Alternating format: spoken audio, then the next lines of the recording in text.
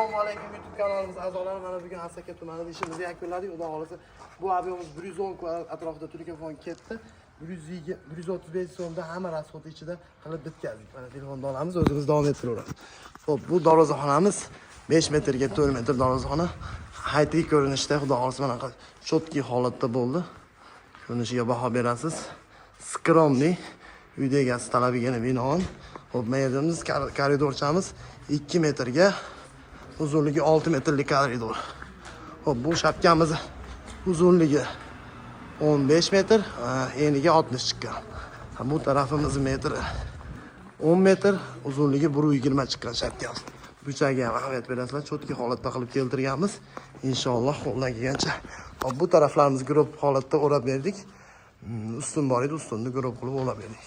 Bu tarafda ham xuddi shunaqa holat. Mana shunday go'zal ko'rinishda telefonimizni hozirgi kunda 130 ming so'mdan 037 qanilikda qilib bitkazib berdik. Do'ppilarga ham ahamiyat berasizlar, o'zgacha uslubda. Inshaalloh qo'ldan kelgancha go'zal holatda qilib bitkazib berdik. Sizlardan like, podpiska ayamanglar degan umiddaman. Sizlar uchun mehnatdamiz, xudo xolasa. Nomerlarimiz 93 067 11 33 raqamlarga bemalol murojaat qilaverasizlar. Qaytadan nomerimizni opisaniyada qo'yamiz.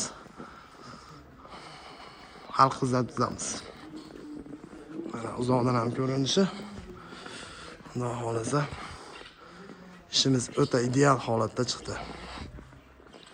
Shaklari ham hamma joyi keltirilgan. Cheka taraflarimiz alkafon stilda bo'ldi. Xudo xolasa yangilik. Inshaalloh qo'ldan kelgancha go'zal holatda qilib chiqarib berdik. Hammaga rahmat. Assalomu alaykum yana bir bor.